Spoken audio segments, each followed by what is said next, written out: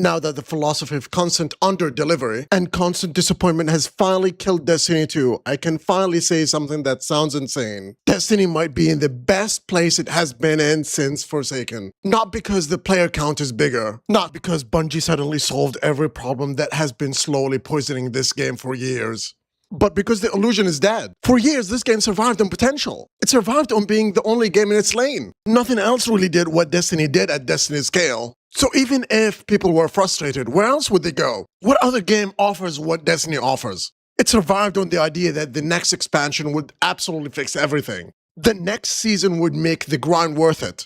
The next raid would bring everyone back. The next subclass, the next weapon system, the next roadmap, the next apology post, the next showcase. Destiny was always one reveal away from becoming the best game ever. It was the video game version of saying, just wait until the next year's expansion. Every year for a whole decade. And somehow we did. And if you believed it, report to the wall of shame immediately. We sat there like people staring at a microwave, waiting for the burrito to become a banquet. And that version of Destiny is gone now. The magic trick finally stopped working. The rabbit is dead in the hat. And that is a good thing. Because when I say Destiny is in a better place now, I'm not saying that the road to get here was good.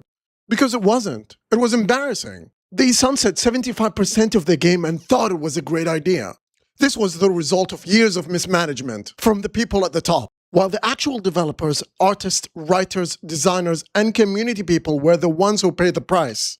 Hundreds of people lost their jobs because the leadership kept steering the Titanic into the iceberg.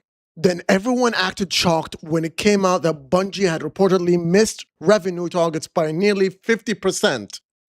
Which is incredible because apparently if you sail into the same iceberg enough times, management starts calling it weather. So no. This is not some heroic comeback story. Bungie has completely burnt into ashes. And the ashes have finally settled enough for everyone to see what was actually left behind. And weirdly, what is left might be a healthier version of Destiny 2 than the one we have had for years. Because for the longest time, Destiny was not just a game. It was a treadmill with a pretty skybox. It was a massive hamster wheel built for the people already running on it. If you were there every season, every event, every expansion, every weekly reset, then maybe you kept up. Maybe you had the weapons. Maybe you had the rules. Maybe you had the weapon mods, the exotics, the craftable patterns, and the perfect little toolbox the game expected you to have whenever you walked into a dungeon or a raid. Congratulations, you were allowed to have the most fun weapons and play the game the way you wanted. Because you had already been playing the game. But if you stopped playing the game, too bad. If you came in late, too bad. And if you were a new player trying to understand what mattered, what to chase, what weapons were good, what content was gone, what story you missed, and why everyone had some amazing weapon from 3 years ago that you could not reasonably get anymore. Tough luck. At that point, Destiny did not feel like a game you just joined. It felt like walking into the middle of the school year where everyone had already done the homework, taken the test, and somehow still expected you to know the group project. That was the real problem with Destiny for years. It was incredibly unwelcoming, and that was by design. And yet, it still kept pretending it wanted new players, but the entire game was built like a private club for people who never logged off. It was built on FOMO, not just as a feature, but as a philosophy. If you listen to the way people talk after quitting this game, you would think they just escaped a hostage situation. It's absolutely wild. And now that the game died, the game is finally letting people get gear. It is finally letting newer or returning players feel powerful without asking them to sacrifice their newborn. It is finally getting closer to the version of Destiny that should have existed years ago.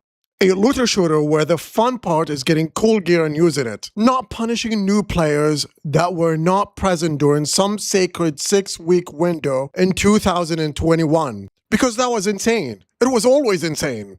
Imagine trying to convince a friend to play Destiny and having to say, yeah, the best stuff is either gone, locked behind old systems, buried underneath some currencies that you don't have or technically available if you treat the game like a second job. And then they'll ask, where can I start the first 4 campaigns? Can I play them? And your answer will be no. You cannot. You are years too late to play the beginning of the story. That is not onboarding. That is why I say Destiny might be in the best place it has been since Forsaken. Not because Bungie did great, not because the damage did not happen, but because the hamster wheel has finally collapsed under its own weight. I can go get my mint now. I can log in, get gear, become powerful, and actually play the game. That sounds basic because it is basic. But for Destiny, basic accessibility feels like someone had just discovered fire. And for the first time in years, Destiny might be forced to become a great game again. And that is why I find Destiny fun again. Hey, I'm Johara. I have opinions, I play games, and I stream on Twitch. I would love to see you there.